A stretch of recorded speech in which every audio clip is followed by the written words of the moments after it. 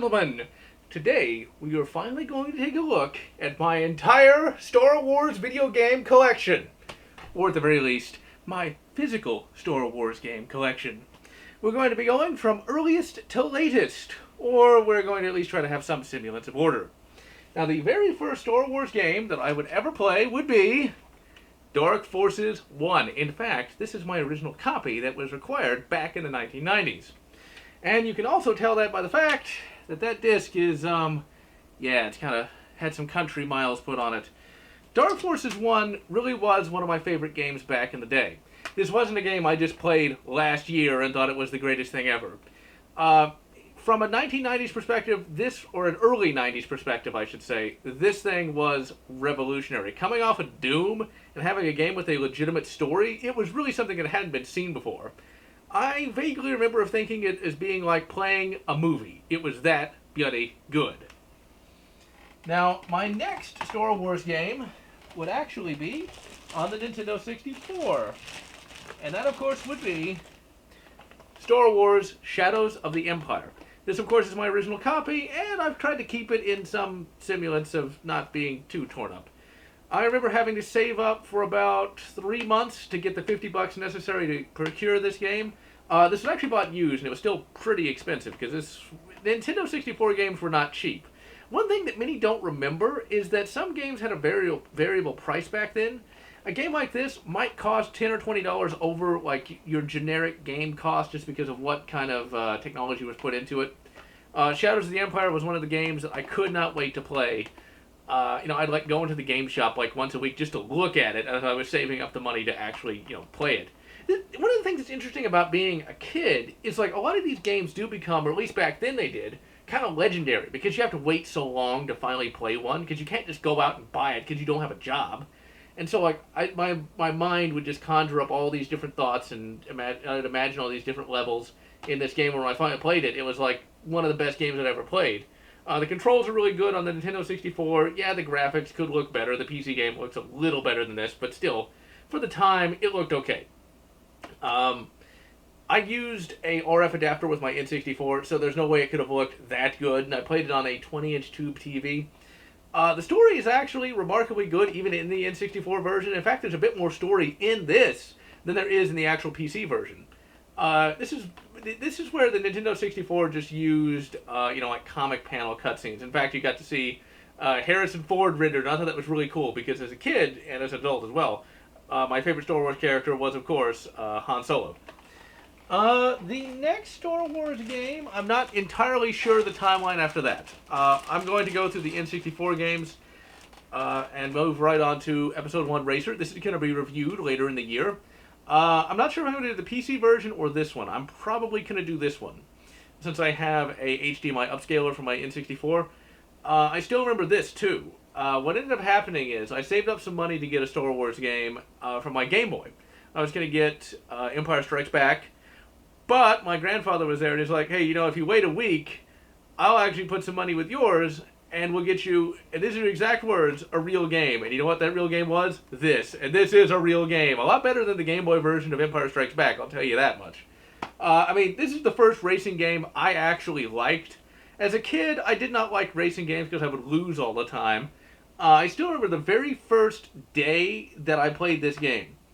It was a Saturday, and I was so happy I was able to beat the first track in the game. I was like, I never beat a track before. And, this game is great. There's a lot of customization of the pods.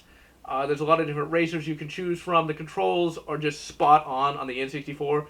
Yeah, the N64 has the worst graphics compared to the Dreamcast and the PC. But once again, late 90s, tube TV, it was great. It's actually, the graphics aren't nearly as bad as people make them out to be. They look fine. It would be nice if the screen resolution was a little higher, but it works pretty well. It says that it can enhance it with the expansion pack. What's funny is I never owned an expansion pack back then. At least I don't think I did. Because I don't remember it, and I can't find one.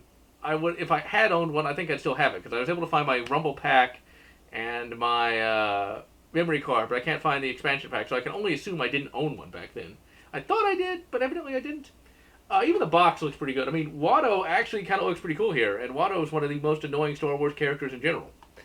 Now, this is not a game that I got immediately after Episode 1 Racer, but got many, many years later along with the next game we're going to take a look at. That, of course, is original Blockbuster Shell! Rogue Squadron. I did play this around the same time as Episode 1 Racer, but only as a rental. This copy here was purchased when they were liquidating their N64 games for the PS2 and the Xbox and all those fancy new consoles. I think this was like $5. This might have been $1. I don't remember. It was pretty cheap, I'll tell you that. Rogue Squadron 1, absolutely excellent game. Already reviewed it. Controls, once again, are really quite good. Graphics, I know, they're terrible compared to the PC version, but whatever. I actually like this more than Rogue Squadron 2, which I'm going to be reviewing very soon. This, you had a lot of really cool fighters you could choose from. Each fighter was actually distinct in its own way. And they looked really good, especially for the time. Now, of course, you could unlock the N1 Starfighter. This copy here actually had everything already unlocked on it. Sadly, the battery died in here, and that save is now lost, but it had the N1 Starfighter unlocked, the TIE Interceptor, the Millennium Falcon, all of that. Now, this used like medals you could get if you beat the levels better. I never really could do that back in the day, and still really can't do it today. But this is a game I sunk countless hours in, one of my favorite N64 games of all time. Next, of course, we have Star Wars Battle for Naboo. This was also a liquidated N64 game, except it, has a box. I assume this is something that Blockbuster was selling at the time. Actually, this might not have been a Blockbuster buy. This might have been Hollywood Video. I think it might have been Hollywood Video. I can't remember exact, but I got a feeling this was Hollywood Video. Either way, this was a liquidated thing when they were moving on to the fancy 5th gen consoles. This is remarkably good. You don't necessarily fly in space. Well, actually, you do get some space missions in this, but whereas you didn't have in Rogue Squadron 1, but there's a lot of ground missions that are a lot of fun. This copy also had some stuff unlocked on it as well. I never got that very far in it, though, especially back in the day. It's really hard. Very much harder, in fact, than Rogue Squadron 1, so I just cheated my way through it. I did that back in the day. Like, if I died enough times, I just gave it up and just cheated. The graphics are slightly better. The gameplay is a little bit better. The frame rate's a little higher. I still prefer Rogue Squadron 1, just because I don't really like the prequels that much, especially around Battle of Naboo. You actually play as a named character. Let's see, what was his name? I think it was like Gavin Sykes or something like that. Some kind of generic name, but he was a decent enough character. And you got to do some really fun stuff in this game. You got to unlock... You had the N1 Starfighter, you had the Flash Speeder, I think you had the GN Speeder. You can unlock like this police N1 Starfighter that's blue that I think was complete crap. There's an N1 Bomber that you could that acted kind of like Y-Wing. It was a really fun game. I think you could even attack like a space station. It was really, really good. But it was too hard for me to really beat as a kid, so I just cheated it. And then we have, I kind of went out of order because I was talking too much about the N64 games, but we have Super Star Wars Return of the Jedi. Now, back in the day, I did have a copy of Empire Strikes Back. It seems to be missing. I do not know where it is. Also, along with I also had back in the day Star Wars. Both seem to be missing. I've looked everywhere. I can only assume it got lost at some point. I do not know. But this is the one that does survive. And this was actually the first of the SNES games that I purchased. First of the Super Star Wars games that I purchased. This was purchased after the SNES became retro. It's about this at a GameStop, I think, for like $10 or $15. These things weren't cheap. This was actually one of two I played as a kid, actually. As a kid, I only played Empire Strikes Back and this. My memory of this from back in the day was renting it, and the day I rented it, I went to go see Lost World Jurassic Park, which I thought was a really cool movie back then, because I really liked the Roland Timbo character. One thing that's also kind of funny is, as a kid, I misinterpreted one of the lines of dialogue. It says, Han and Chewie and Leia race to Jabba's palace. And I thought, like, oh, is that like a race? Because I kept trying to find... I thought they were like in their own speeders, and you had to like legitimately race them to there. I never finished this back in the day. I did a review of this. It was actually the first Star Wars game I ever reviewed. did nothing but cheat through it. I could not beat this legitimately on the SNES. Now, I did. The footage that I use in the Super Star Wars Return of the Jedi review is footage from this game, from my real SNES. But I had to cheat all the way through it. There's no way I could actually finish it outside of cheating, because these games are ridiculously difficult.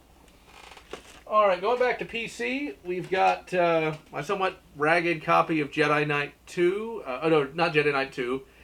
Dark Forces 2, Jedi Knight. I don't know where the front cover is. I think it's somewhere. Maybe it's where Empire and Super Star Wars 1 is. I don't know. But, yeah, I got this, I think like a year or so after it came out, because I remember getting this as a budget release, where it's only like 10 or 15 bucks. It was in the little budget PC thing. I played this back in the day, and I absolutely loved it, but it was one of those games that I barely finished, and I think I cheated God mode at the last boss. I think. I can't remember, but I used to play this all the time.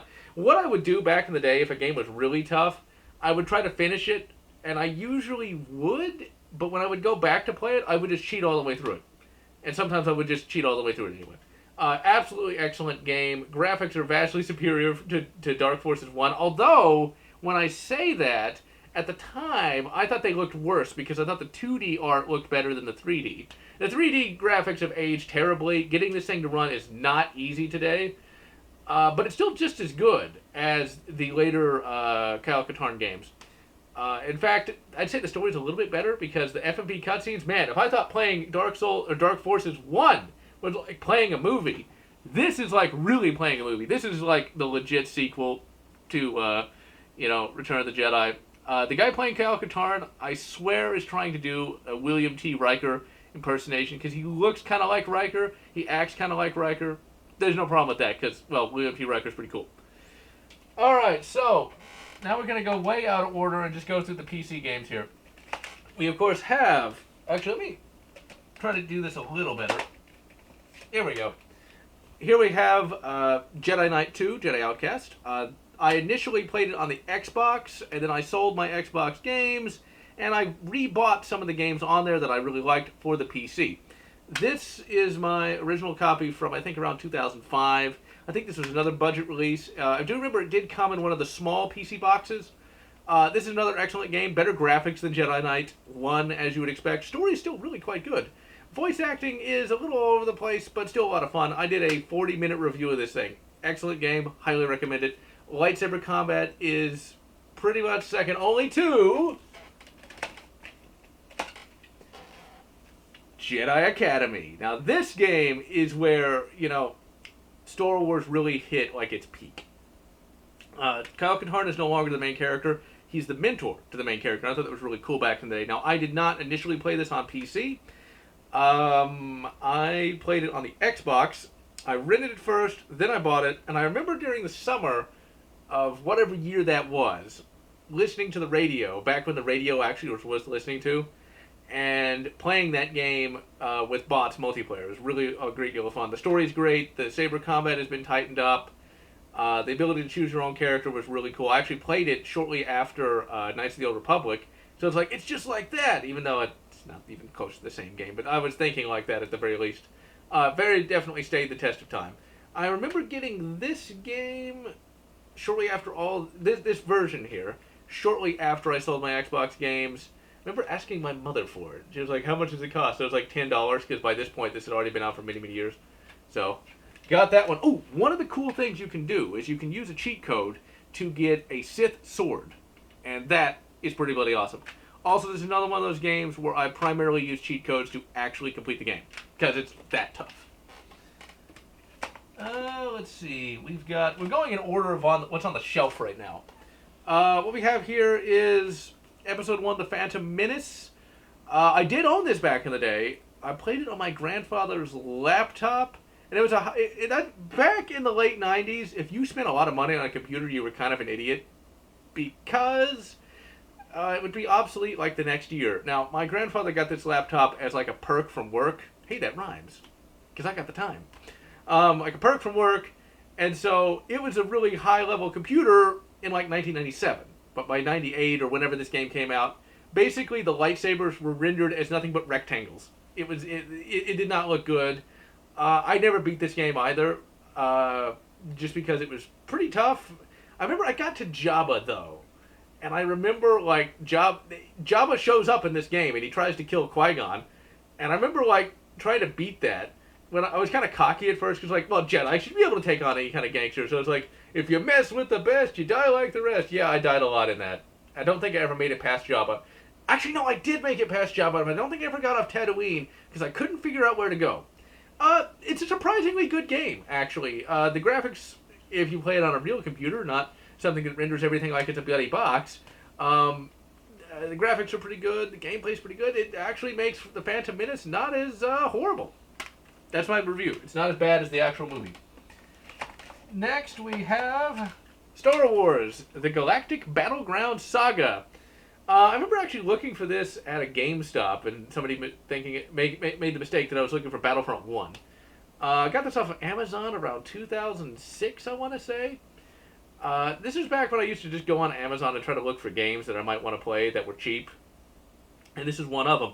This is not the first Star Wars RTS, but one of the... I think this is actually like the second to last Star Wars RTS, if I'm not mistaken. It's basically just Age of Kings, but with Star Wars. It's really quite obvious. I never played Age... Actually, is this Age of Kings? Yeah, Age of Kings Engine. Age of Empires, that's the game I'm thinking of.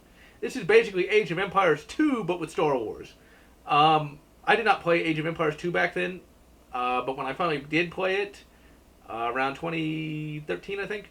I was like, wow, that's really obvious. I have played this game multiplayer, and it's a lot of fun multiplayer if you're good at it, which I'm not, which means I die all the time. But basically, it's a Star Wars RTS. It has a story.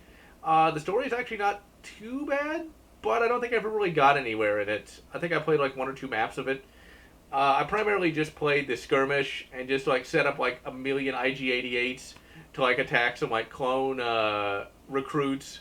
I didn't really know what I was doing back then. One really cool thing, though, is you can actually rip the music off of the disc, and it's like 30 minutes of like the best Star Wars music of all time. It's actually my favorite mix of all the great Star Wars songs, and I still listen to it to this day. Graphics still look pretty good. It's an RTS, so the graphics, don't really mean that much. But overall, it's still a game I would recommend getting on like GOG. And if you can find the disc copy for cheap, you got all the Star Wars music in just one file. Excellent all around. Now, of course, what we have here, and I'm going to get both out, you got Star Wars Battlefront 1 and Star Wars Battlefront 2. Now, I played both of these on the Xbox back in the day. I got Battlefront 1, of course. Battlefront 1 came out in a very annoying year.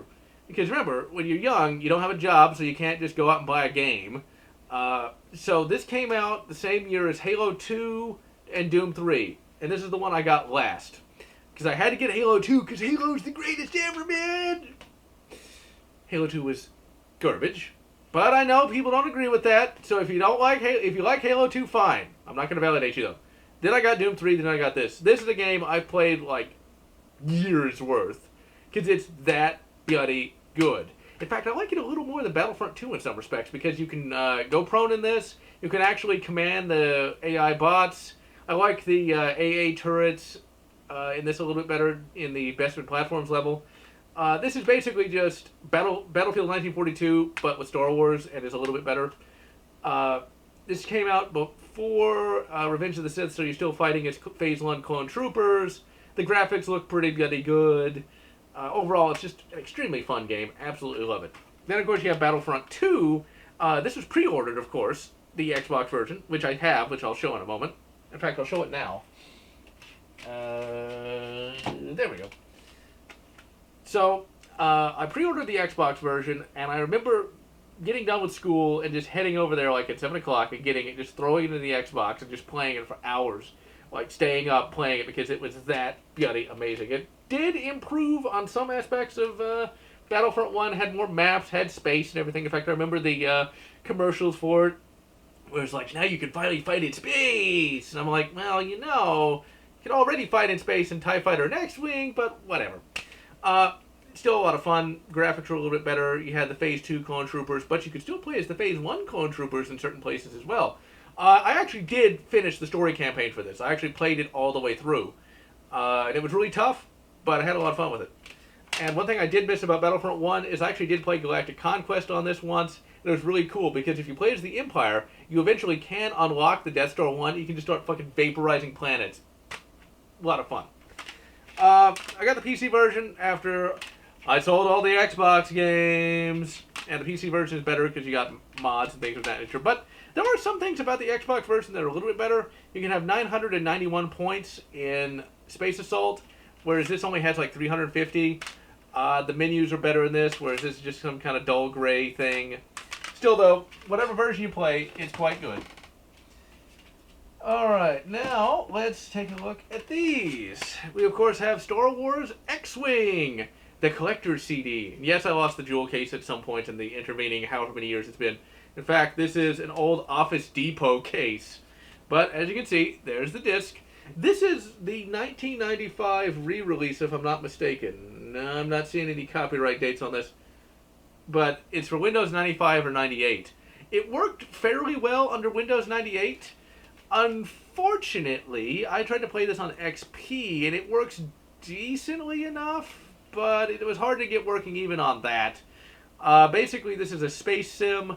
You can control the energy levels of your ship. There's a lot of really complex objectives. The graphics look okay. I never really got that far in this either back in the day. I mainly just set it to invulnerable and would like just use an A-wing to vaporize like Star Destroyers and stuff like that. When I finally do the review, I'm actually going to play it legitimately. But I did enjoy this a lot. In fact, when I first played it, I had a Microsoft Flight joystick with a rudder control, and that was a lot of fun because you could be a little bit more maneuverable. TIE Fighter here, I remember having a copy around the same time as I had Dark Forces, but somehow it got lost, and so I had to rebuy this off of Amazon as well. And I'll never forget, there was a little piece of paper that it came with where like the seller was like, "We want to be the best seller we can be. We want you to love being our customer." I thought that was really nice, and I kept that for many years. Eventually it just got lost. But TIE Fighter, I could not wait to replay this game. This is one of those games that I bought because it was cheap on Amazon. Now, one thing that's kind of weird about this is it's got a copyright date of 2001. I can only assume this was a 2001 re-release. In fact, it looks like a budget re-release because this is just a generic jewel case with the TIE Fighter instruction manual. This worked a little bit better on XP than this did. I'm not really sure why. I'm going to be doing this version of TIE Fighter. Now, I've tried playing this as a kid, and I didn't even have a joystick at that time, so I just kind of messed around and never really did much. I did actually play this legitimately on my XP machine, and I really enjoyed it a bit more than X-Wing. But I didn't have a rudder control at the time. I had a Gravis joystick that didn't let you do that, so I wasn't as maneuverable as I could be. But still, though, I recommend both of these games. You can get both of them on GOG. What's annoying is they don't have a source port, which means getting to the run is not easy. In fact, before I do the review of TIE Fighter, I gotta buy a joystick and somehow figure out how to get it to work with DOSBox. And you gotta wish me luck on that one, ladies and gentlemen. Alright, now let's take a look at these two here. I'm reviewing this month. This is Rogue Leader. I did not play this back when I was a kid. I remember, though, playing it for like a second at like a Target.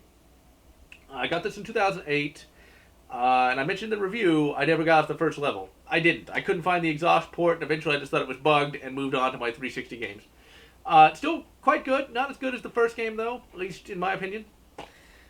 This was bought solely for Star Wars year. Then I didn't have enough time, and so this is being moved on for the future. I played a grand total of 3 levels in this game, and I find this game to be more disappointing than this one. It has a wonky third-person shooting mechanic that does not work at all. Basically, in Rogue Squadron 2, when you walk around the hangar to select your ship, you go into this third-person mode. Well, somebody thought, and I just smacked myself in the glasses with this box. Wonderful.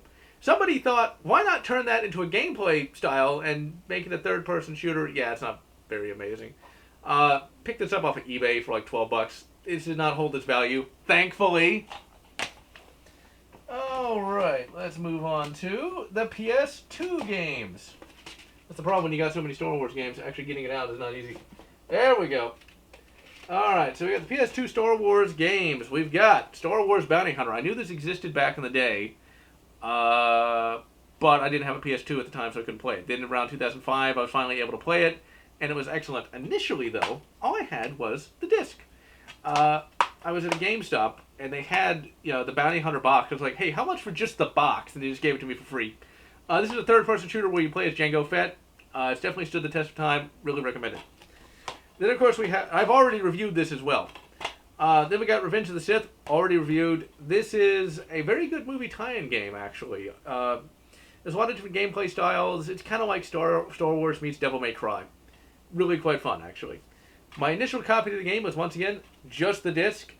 But when I rebought it again, I got it with the black label PS2 case, because that's way cooler than the red label. Next, of course, we have Star Wars, Lego Star Wars 2, the original trilogy. I got this new when it came out from a Walmart, and I don't know how many hours I put into this thing. I mean, the gameplay they came up with was absolutely amazing. It's got a fixed camera, and like, you just complete puzzles, and you can shoot a couple enemies. But it's mainly collecting the studs so you can unlock more and more things. Really stood the test of time. Already reviewed as well. And now, ladies and gentlemen, we are getting into the best of the best of the best, sir. And what that is the KOTOR games. So, cast your mind back to the days of 2004. I just got a Xbox Original, and when you bought an Xbox Original from a place called Game Crazy, you got a year's worth of... You could get a free rental every month. And so one of those things that I got was KOTOR 1. I had no idea what to expect about it. I just like Star Wars, and I thought I'd give it a try. I never had played a formal RPG before, and I don't really think Pokemon really counts. My mind was blown by this game.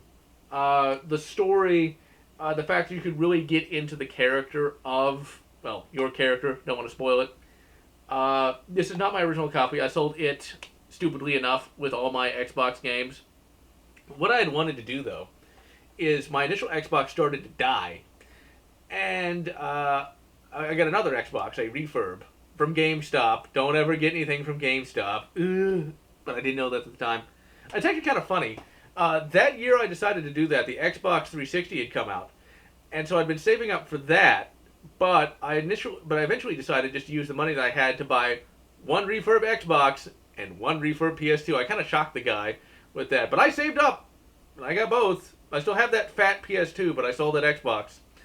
What I'd wanted to do, though, is I wanted to transfer my KOTOR save from my original Xbox to the new one, but you could get an Xbox memory card, but you couldn't copy all the files. It was kind of annoying in those days.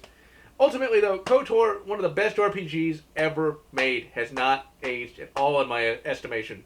The Xbox version is pretty good. It runs fairly well. It only runs in letterbox on the Xbox 360. And I remember, you can really lag it out if you use force speed. It just, like, 1 second he'll, like, start running, and then it'll just pause, and you'll be, like, right there. It's hilarious. I rebought this just this year for Star Wars year. I'm going to be reviewing this exact version, not the PC version. I'm actually going to review the PC version at a later date. Next, we have the one, the only, KOTOR 2. Not my original copy. It got sold. I rented this initially, and there was a glitch in it, as you would expect. And that glitch was where Mira would die on Nar Shaddaa, and you couldn't finish the game. It's literally unplayable at that point. In fact, I had to beg my mother to give me the copy I wanted for, I think it was Christmas that year, early. She was not amenable to that, but I kept pressuring, and then finally I got it, and I could finish the game. And I played it again and again and again. I liked it even more than KOTOR 1. Yeah, there was no ending on the Xbox, but I loved the character of the Exile. I mean, that was just so cool. It's like you were just a guy versus, like some super galactic space hero. I thought that was really absolutely epic and excellent. Combat was better. The overall menu system was better. Everything was better in this game. I did rebuy it on Xbox, though, shortly after I sold all the Xbox games. Alright, so we're going to skip past that one and move on to this. Let me grab the Xbox copy of that. So, Star Wars Best of PC. I've been seeing some of these in Targets, and I had been considering acquiring one of these for a number of years. This is a really cool pack of games. You can get these for $40 back in the day, or it might have been 30. I don't remember. They tried to kind of, get a little more money by like having Best of PC Part 1 and Part 2. This is just a full compilation. 5 of the greatest Star Wars games ever. And they ain't lying. That is for sure. Even the cover art looks awesome. So what you got was Empire at War, which we'll get to that in a minute, Knights of the Old Republic, and that's the whole reason why I bought this. I wanted the PC version. It wasn't on Steam at that time, and it wasn't on GOG. It's the only way you could have got that back then. Star Wars Battlefront, which I already had back then, but whatever. Jedi Knight 2, and Republic Commando. I didn't really care about Republic Commando on PC back then because I had it on Xbox. But this is the PC version of Republic Commando that I have, but we'll talk about Republic Commando, the Xbox version. Pre-ordered. Oh yeah, I pre-ordered it. After school, immediately went to get it, threw it in the Xbox. I also paid like $20 for the stupid strategy guide, which I'd never used. I don't know why I got those back in the day, but whatever. So I threw it in the Xbox, and I immediately got this Disc is Dirty or Damaged. This game was hell to get working on that bloody thing. But I was able to beat it, and this is one of the best first-person shooters for the Xbox. I know you can say that about a lot of games on there, but this is like true next-gen stuff. The character of Boss, Sev, Fixer, and Scorch. Everybody loves Scorch, and I never can remember. Raphael Sabarge, ladies and gentlemen. It was just great. It's basically Rainbow Six in space, but absolutely worth acquiring and tracking down, be it on the Xbox or PC. Already reviewed it last year, actually, as part of the prequel reviews. Alright, next we have the PC version of KOTOR 2. I bought this, I think, slightly before the Xbox version. Didn't run on the computer I had at the time. Literally, just the computers gave it up. Of course, the computer I had at the time was an Intel Pentium 4 with, I think, 256 megabytes of RAM. So yeah, it wasn't particularly powerful.